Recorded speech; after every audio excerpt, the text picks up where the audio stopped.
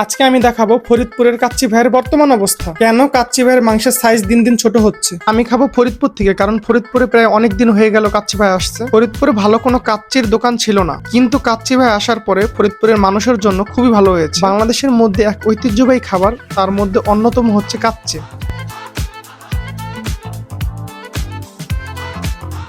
তারপরে আমি কাচ্চি ভাই থেকে রেগুলার 300 টাকার প্লেটার অর্ডার করি, যেহেতু আমি সিঙ্গেল মানুষ। এই প্লেটের মধ্যে ছিল পর্যাপ্ত পরিমাণ একজনের জন্য রাইস, 2 পিস মাংস, মাটনের পিস আর 1 পিস আলু। কাচ্চিতে সবকিছু পর্যাপ্ত পরিমাণেই ছিল, কিন্তু মাংসের পিস ছিল খুবই ছোট, যেটা একদমই ভালো লাগে না। কাচ্চি শেষ হবে না, কিন্তু মাংস ঠিকই শেষ হয়ে যাবে। আমি প্রথমে ভেবেছিলাম মাংসের পিসটা মনে হয় শুধু আমারই ছোট, বা আমার সাথে এই জিনিসটা হয়েছে। এই ভিডিও করার পরেও আমি 4-5 বার খাইছি কাচ্চি ভাই থেকে, তখনও মাংসের পিস খুবই ছোট ছিল। তারা এখন প্রচুর হাড্ডি মাংসের পিস ইউজ করে, যেখানে মাংস থাকে না বললেই চলে। এই ভিডিওটা দেখার পরে আপনি ভাবতে পারেন আমি কাচ্চি ভাইকে হেট করি, কিন্তু এটা পুরোটাই ভুল ধারণা। কারণ কাচ্চি ভাইকে নিয়ে আমি এর আগেও একটা ভিডিও করছিলাম, সেখানে ছিল তাদের খুবই ভালো একটা রিভিউ। অনেক তো মাংসের কথা হলো, এখন বলি তাদের খাবারের টেস্ট। তাদের খাবারের টেস্ট খুবই অসাধারণ, আগের থেকে আমার মনে হয় আরো বেশি মজা হয়েছে। কাচ্চি ভাইয়ের কাছে একটাই রিকোয়েস্ট, আপনাদের খাবার এত মজা, কিন্তু মাংসের পিসটা একটু বড় করেন বা মাংসের কোয়ালিটিটা একটু ভালো করেন, তাহলে খুবই ভালো হবে। কাচ্চি ভাইয়ের খাবারের টেস্ট রেটিং আমি দিব 9 আউট অফ 10, আর মাংসের কোয়ালিটি রেটিং দিব 5 আউট অফ 10। ফরিদপুরে কাচ্চি ভাইয়ের লোকেশন হচ্ছে